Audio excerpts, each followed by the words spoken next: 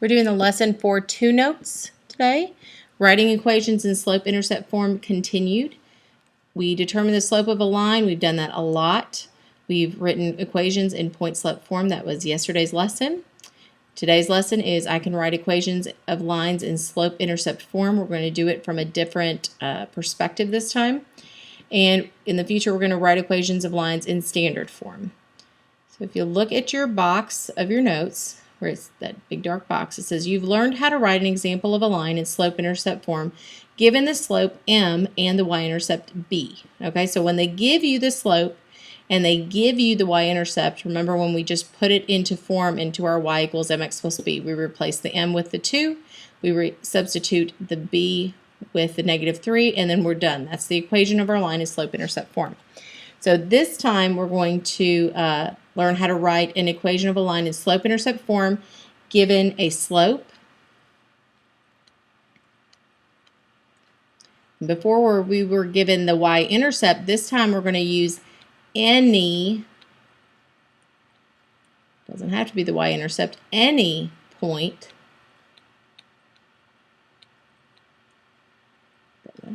on the line.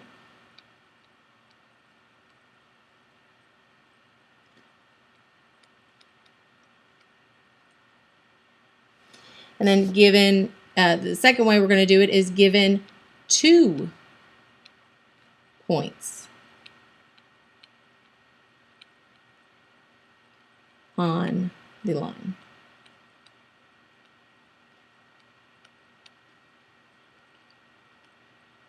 B line, A line, same thing. So write an equation in slope-intercept form of the line that passes through the given point and has the given slope. So we're going to start with example 1a. First, we have to know our slope-intercept form. Slope-intercept form is, write it up here, y equals mx plus b. Most of us remember that one. That's the one we remember. So we want to get this into that format. Well, before we were given the slope and a y-intercept, but I'm not given that this time. We do already have the slope, so we have that piece, but I don't have the y-intercept. So we're going to do this 2 different ways. The first way, I'm actually going to use this equation and the information given to me to put it into this format to solve for b. So I have an x, I have a y, okay, and I have a slope. So I actually have 3 of the things in this equation, and I can use that to help me solve for the missing variable. So my y is -3. I'm going to say equals. My m is -6. I'm going to go ahead and put parentheses around this so I remember that I'm multiplying. My x is -7. I'll put it here too to see that everything that we're substituting is in parentheses. So then plus b, right? So this is my y, this is my m, this is my x, and this is my b, which I do not know what the b is. I don't know what the y-intercept is. Now we simply simplify and then solve. So we get -3 equals +42 plus b. And this is now a one-step equation. How do I get b by itself? I subtract 42 from both sides. And so we get -45 equals b, right? And then I plug this back in. Now I have an m, now I have a b, and I can plug it back into my original equation. So I get y equals -6x minus 45. And yes, that's a big number, but that's okay. We're doing this algebraically, not graphically. So that's one way I can actually use the slope-intercept form to find my missing b, okay, having a point in a slope. The other way we can do it is by putting it in point slope first, because I have a point and I have the slope, and then solving for y. So some of you may find this easier, and after this one, you may do either one with any other example we do. And I encourage you, if I'm doing it one way and you like the other way, do the other way and see if you come up with the same answer, because ultimately at the end, if we come up with the same answer, that's what counts. So here I'm going to put this in point slope form. So my point slope form is y minus the y value, so that is y plus 3, equals negative 6 times x minus the x value, which is minus a negative 7, which gives me x plus 7. We did this last chapter. The first thing we do is multiply through. We're going to distribute that negative 6. So the y plus 3, nothing changes there. This becomes negative 6x. And negative 6 times 7 is negative 42. And so now I have one more step because I don't want y plus 3. I want y by itself. So I'm going to subtract 3 from both sides. This is just simply solving for y. That's the whole purpose for y equals mx plus b. So I get y, these cancel, equals negative 6x minus 45. And if you'll notice, that's the same thing we got here. So either way will get us to the slope-intercept form. Just understand that, whichever way you like better, you may do it that way, okay? We just have to be real conscious. If it asks for slope-intercept form, I have to ultimately get into slope-intercept form. If it had asked me specifically for point-slope form, I would have started here and ended here because that would have been done. So now in B, it's a little different because we have a line, but we don't have any points marked. So we actually have to find the points ourselves. Usually there's a dot for us, but we're going to go ahead and find those. So we're always looking for where it crosses on our little hash marks. It's easier to see. So, and this is a little bit off, but I'm going to help you. So here's 1 point, here's 1 point, here's another point, here's another. So you can use any one of those. And if I identify points and I have a graph, I'm going to go ahead and count my slope, okay? One thing we should note here is that this is a positive slope. So my slope, when I put it down, my m should be positive, okay? So my slope equals, and I'm just going to count from one point to the next. So I go up 1 positive, to the right 2, so my slope is 1/2. And you can do this algebraically. You can use the slope formula by putting down the 2 points. You should still get 1/2, okay? Now this one I'm going to go ahead and do the green way, just to give us some variety. And the next one I'm going to do it the blue way with the point slope form. So I'm going to use my slope-intercept form to help me find my solution. I'm going to go ahead and use this point right here because it's pretty easy. This point is 1, 0, but you can use any point and get the same answer, okay? So y equals 0, so 0 equals, and this is 1/2, put parentheses around it because I'm substituting, times my y value, or my x value is 1, and then plus b.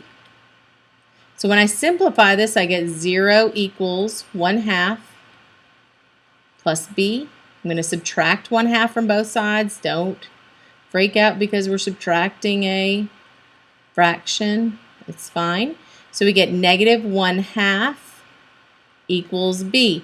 And that's our y-intercept. And that should match. If you look here, my y-intercept is halfway in between 0 and -1. So that makes sense. It's about right there.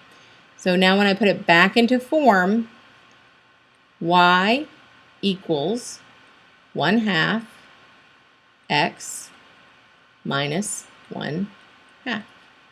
And we're done. If you did it this way, if you started out with your slope-intercept form, or your slope point form, excuse me, and then you moved it into slope-intercept form, you should have gotten this same answer. Okay, if you didn't, look back at your mathematics. So for example 2a, I'm actually going to show you both points and show why we have said that you can use either point when you're doing your point slope form. That was last chapter. And this will explain why you're allowed to do that. Okay, so I'm going to use the blue method, which is the point slope. Well, the first thing I have to do is find the slope because I don't have the slope. So I have m equals -4 minus 2 over -1 minus 1. I went from this point to this point, this point to this point. If you're still labeling and saying your x and your y, x and y, and this is 2 and x1, you can still do that, okay? But some people are past that, like you know which ones to go to. Just know that you can't subtract within the same parentheses. So this becomes negative 6 over negative 2, which is 3. Okay, and if you want to put 3 over 1, you certainly may. But I'm going to go ahead and plug this into my point slope form. And if you don't have that, get out that salmon sheet or your notes to have that form for you. So it's y, I'm going to use the first point here. So y minus 2 equals 3, that's my m, times the quantity x minus 1. So now I'm going to distribute through because I need to solve for y. So I get y minus 2 equals 3x minus 3. This is y minus 2, so I'm going to add 2 because I need that to go to 0. If I add 2 there, I add 2 here. And so we get the answer of y equals 3x minus 1. So now I'm going to do the same thing, but instead of using the 0.12, I'm going to use negative 1, negative 4. So this time I'm going to have y plus 4, because y minus a negative 4 is plus, equals, notice my slope will not change, 3 times the quantity x minus a negative 1 is x plus 1. And then I'm going to do the same steps. I'm going to distribute my 3 through my parentheses, so I get y plus 4 equals 3x plus 3. Then we're going to subtract 4 from both sides. So we get y equals 3, this cancels, goes 0, 3x minus 1. If you'll notice, it didn't matter which point we used, we came up with the same equation of slope-intercept form and the same line. Which, doesn't that make sense? That makes sense because it is the same line. These points are on that same line, so that's how we figured out the slope. So it better be the same, otherwise we did something wrong. So these should be the same. Do you have to do that every time? No. But we want to show you that it doesn't matter which point, because some people are still struggling to figure out which point to pick. You can pick either one. It doesn't matter. Okay? So now in this one, they gave us the points, and we can kind of see that y-intercept if we're looking at it. But we're going to go ahead and use the green way again just to give you one more chance to try that. If you like to do the blue with the point slope form, please continue to do that one. Otherwise, you're following along here. If you do this form, make sure that you get the same answer I do at the end. So I'm going to first find my slope. And we should notice that this is a what kind of line? It is a negative slope. So I'm going to write that on there because we are still working on our negatives and positives. So I know that's a negative slope. So I'm actually falling, or my rise is really a negative number. So 1, 2, 3, 4, going down 4. And then I'm going the x direction, positive 6. So 1, 2, 3, 4, 5, 6. And you could certainly do the slope formula with these 2 points. I'm just showing you another way. So negative 2/3. So I have my y. I can pick either point. I'm going to pick this one up here. So I get y 3 equals, and this is negative 2/3 times negative 3 plus b, right? So don't get confused. Again, you have a calculator if you're not good at multiplying with the fractions, but this one actually cancels out nicely. So I get 3 equals negative 2/3 times, you can think of this as 3 over 1. My 3's really cancel. My negatives cancel because a negative times a negative is a positive. So I'm left with 2 over 1. So it's just 2 plus b. So then I'm going to subtract 2. So I get 1 equals b. And then now I have an m and I have a b. So I can plug it back into this formula here. So I get y equals negative 2/3. And that makes sense because I have a negative sloped line, negative 2/3 x plus 1. Okay? Again, if you did it using one of the points and you did the point slope form, that's the same thing you should have gotten there. So now if you turn the page, see if it will, The try this is all you. You get to do the try this. So you have A, B, and C. Then we added a couple of review problems on there as well. So you're writing an equation. Notice if it just says an equation, you get to do any kind. You can do standard form, slope-intercept, or point slope. If it specifically asks, then you have to do that type of way. So this one says slope-intercept, so you have to do slope-intercept.